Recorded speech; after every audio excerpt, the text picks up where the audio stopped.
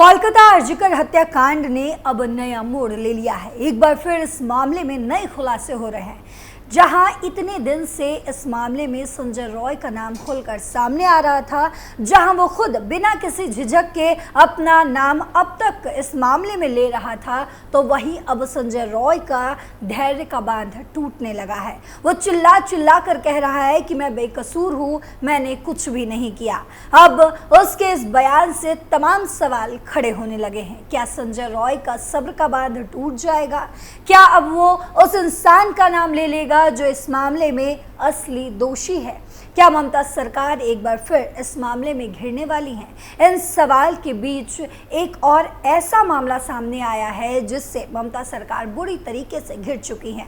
दरअसल बांग्लादेश से आए घुसपैठियों को बंगाल के कई ठिकानों से पकड़ा गया, जिसके बाद से राजनीति में बवाल मचा हुआ है। तो किस तरह से बंगाल में हुए इन दोनों मामलों की वजह से ममता सरकार की जिंदगी में और ममता सरकार में आया है टर्निंग पॉइंट, बताएंगे आपको अपने खास शो में। नमस्कार, आप देख रहे कैपिटल टीवी, मैं हूं आपके साथ पल्लवी सिंह।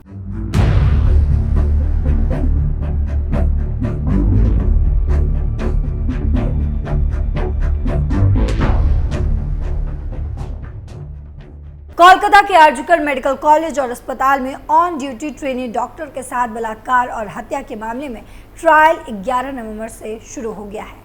मुख्य आरोपी संजय रॉय को कोलकाता की अदालत में पेश किया गया। अतिरिक्त जिला एवं सत्र न्यायाधीश अनिवार्य दास की अदालत मामले की सुनवाई कर रही है। वहीं आरोपी संजय रॉय ने साजिशकर्ता के तौर पर कोलकाता के पूर्व पुलिस कमिश्नर विनीत गोयल और special deputy commissioner detective department का नाम लिया है। कई धाराएं हैं दर्ज। आरजीकर मामले में पहले दिन की सुनवाई पूरी होने के बाद जब संजय रॉय को कोर्ट से वापस ले जाया जा रहा था, तो उसी दौरान उसने चिल्लाकर कहा, उन्होंने मुझे फंसाया है, मुझे बोलने तक नहीं दिया, वे बड़े अधिकारी हैं, मैं उनका नाम जरूर लूंगा। विनीत गोयल और स्पेशल डीसी ने साजिश रची है और मुझे फंसाया गया है। उन्होंने मामले की शुरुआती जांच की और मुझे फंसा दिया। रॉय पर भारतीय न्याय संहिता की धारा 64 यानी कि बलात्कार, धारा 66 यानी कि मौत का कारण बनने और 103 यानी कि हत्या के तहत मामला दर्ज किया गया है। संजय रॉय को कोलकाता पुलिस ने 10 अगस्त को आरजीकर अस्पताल के सेमिनार रूम के अंदर ऑन ड्यूटी महिला डॉक्टर का शव मिलने के एक दिन बाद गिरफ्तार किया गया था। पुलिस के मुताबिक सीसीटीवी फुटेज में रॉय को घटना से पहले अस्पताल में और सेमिनार रूम के बाहर देखा गया। वह अस्पताल के उन एरिया में भी घूम रहा था जहां बाहरी व्यक्ति का प्रवेश वर्जित है। वहीं पुलिस को क्राइम सीन पर एक ब्लूटूथ ईयरपीस भी गिरा मिला था, जबकि उसका दूसरा पेयर संजय रॉय के पास मिला था।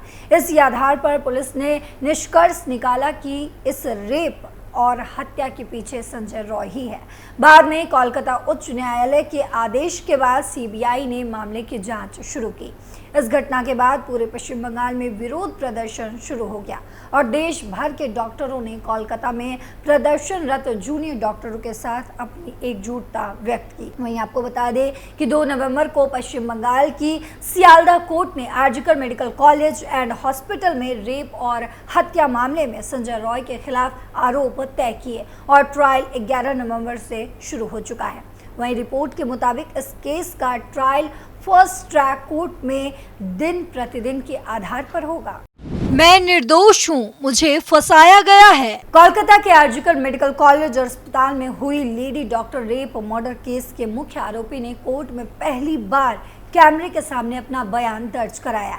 इस दौरान उसने कहा कि वो पूरी तरीके से निर्दोष है, उसने इस वारदात को अंजाम नहीं दिया है, उसे फंसाया गया है। मुख्य आरोपी संजय रॉय ने कोर्ट में कहा, मैंने बलात्कार और हत्या नहीं की है, मैं निर्दोष हूँ, मुझे फंसाया गया है, सरकार ने मुझे फंसाया है, उन्होंने मुझे चुप रहने की धमकी दी है, मेरे विभाग यानी कि कोलकाता पुलिस ने मुझे धमकी दी है। 11 नवंबर से कोर्ट अब रोजाना इस मामले में सुनवाई कर रही है।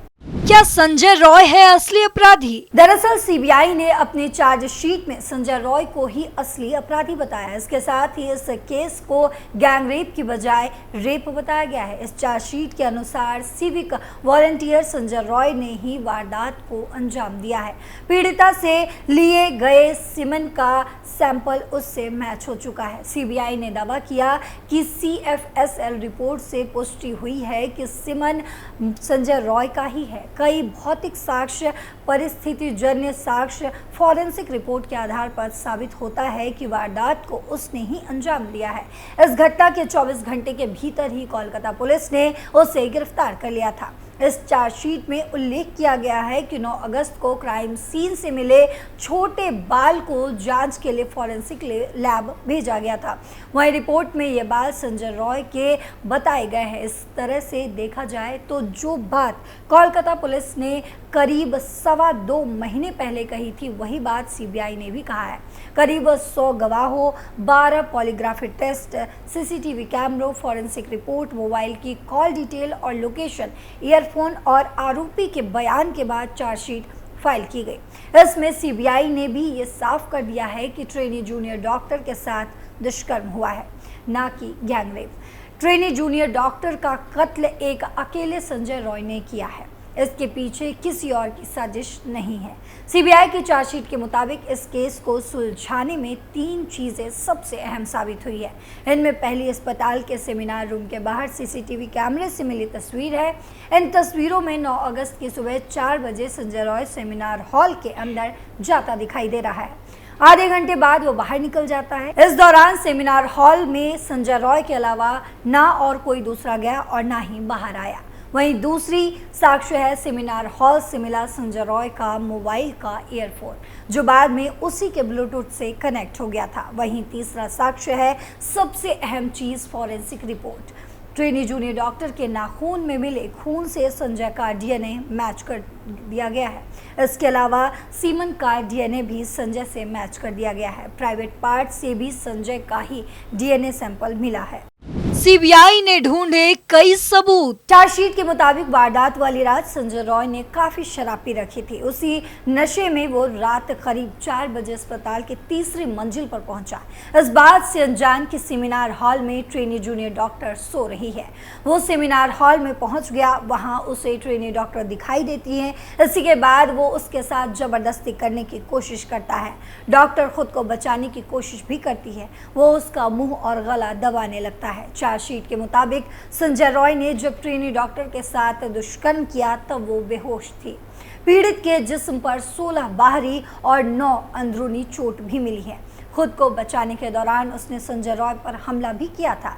इसकी वजह से खरोंचने के दौरान उसके नाखून में उसका ब्लड आ गया था।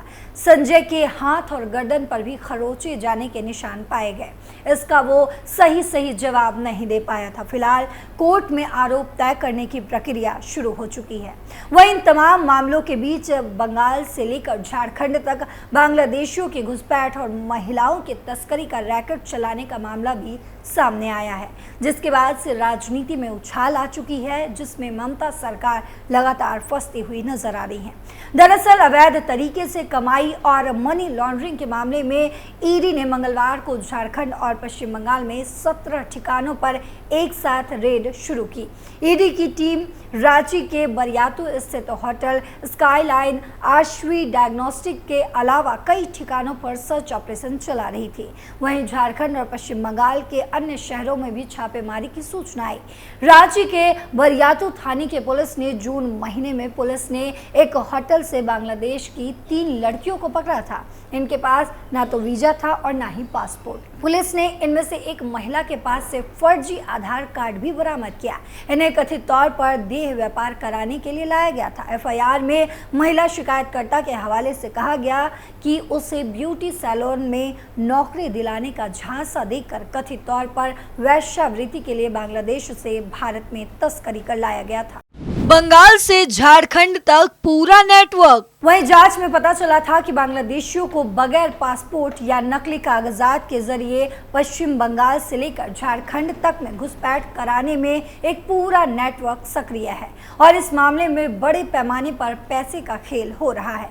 पुलिस की इस एफआईआर के आधार पर ईडी ने 16 सितंबर को पीएमएलए के तहत मनी लॉन्ड्रिंग का केस दर्ज करते हुए जांच शुरू की है। अब इसी मामले में जांच बढ़ाते हुए एजेंसी ने छापेमारी शुरू की। वहीं केंद्रीय गृह मंत्री अमित शाह ने सोमवार को सरायकेला में घोषणा की कि झारखंड में भाजपा की सरकार बनने पर घुसपैठियों की पहचान करने तथा उन्हें राज्य से खदेड़ने के साथ ही उनके द्वारा हथियाई गई जमीन को भी वापस लेने के लिए एक समिति गठित की जाएगी।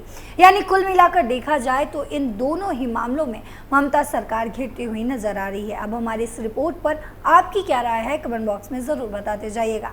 फिलहाल मेरे साथ इतना ही। देश और दुनिया की तमाम खबरों के लिए देखते रहिए कैपिटल टीवी। नमस्कार।